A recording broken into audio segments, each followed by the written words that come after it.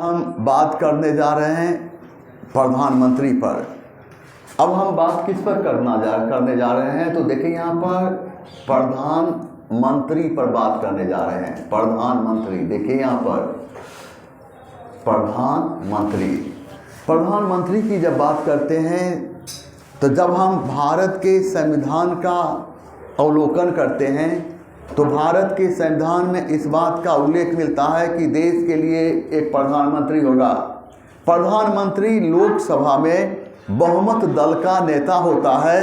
इस प्रकार राष्ट्रपति लोकसभा में बहुमत दल के नेता को प्रधानमंत्री के रूप में नियुक्त करता है। राष्ट्रपति प्रधानमंत्री के सलाह पर अन्य मंत्रियों की नियुक्ति करता है एवं उसके बीच विभागों का बंटवारा करता है। प्रधानमंत्री या मंत्री परिषद का कोई सदस्य नियुक्ति के समय संसद के दोनों सदनों में से किसी सदन का सदस्य नहीं है तो नियुक्ति के 6 माह के अंदर संसद के दोनों सदनों में से किसी एक सदन की सदस्यता प्राप्त करना अनिवार्य है, नहीं तो उसकी नियुक्ति को निरस्त कर दी जाएगी, अर्थात समाप्त कर दी जाएगी।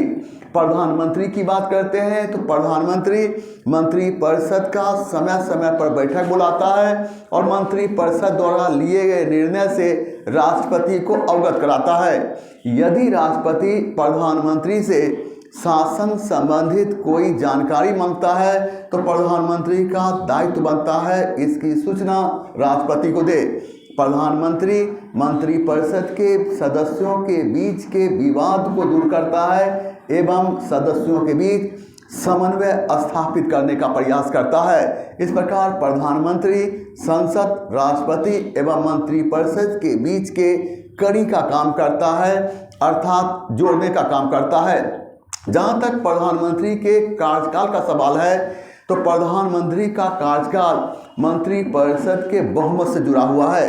जब तक लोकसभा में मंत्रिपरिषद का बहुमत बना रहेगा प्रधानमंत्री अपने पद पर बना रहेगा, लेकिन लोकसभा में मंत्रिपरिषद के बहुमत के समाप्त होते ही मंत्रिपरिषद सहित प्रधानमंत्री को सामूहिक रूप से अपना त्यागपत्र राष्ट्रपति को देना होता है। चूंकि लोकसभा का कार्यकाल 5 साल माना गया, इसलिए प्रधानमंत्री का भी कार्यकाल 5 साल माना गया।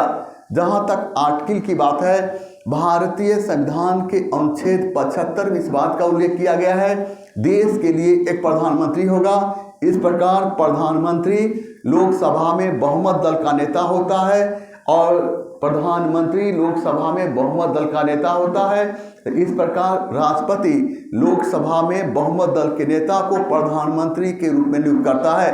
तो वहीं पर हम देखते हैं भारतीय संविधान के अनुच्छेद 78 में इस बात का उल्लेख किया गया है, अगर राष्ट्रपति प्रधानमंत्री से शासन संबंधित कोई जानकारी मांगता है तो प्रधानमंत्री का दायित्व बनता है इसकी सूचना वह राष्ट्रपति को दे। प्रधानमंत्री की जब हम बात करते हैं तो पंडित जवाहरलाल नेहरू हमारे देश के पहले प्रधानमंत्री थे और ये सबसे अधिक समय तक प्रधानमंत्री के पद पर रहे थे। श्रीमती इंदिरा गांधी यह देश की प्रधानमंत्री बनने वाली पहली महिला थी। ये 2 बार प्रधानमंत्री बनी। पहली बार जब प्रधानमंत्री बनी तो राज्यसभा की सदस्य थी। तो वहीं पर देखते हैं कि राजीव गांधी हमारे देश के प्रधानमंत्री बनने वाले प्रधानमंत्रियों में सबसे युवा प्रधानमंत्री थे। तो वहीं पर मोरारजी देसाई प्रधानमंत्री के पद तक पहुंचने वाले सबसे अधिक उम्र के प्रधानमंत्री थे। जहां तक सवाल है चौधरी चरण सिंह, तो चौधरी सिंह देश के ऐसे प्रधानमंत्री थे जो लोकसभा में उपस्थित नहीं हो पाए थे। विश्वनाथ प्रताप सिंह भारत के ऐसे प्रधानमंत्री थे जो लोकसभा में अपना बहुमत सिद्ध नहीं कर पाए। अटल बिहारी वाजपेयी देश के ऐसे प्रधानमंत्री थे जो एक कार्यकाल में अर्थात मात्र 13 दिन के लिए प्रधानमंत्री रहे। तो वहीं पर गुलजारी लाल नंदा भारत के कार्यवाहक प्रधानमंत्री के रूप में काम किया था। यह 2 बार कार्यवाहक प्रधानमंत्री के रूप में काम किया। 1964 में जवाहरलाल नेहरू की मृत्यु के बाद, 1966 में लाल बहादुर शास्त्री की मृत्यु के बाद।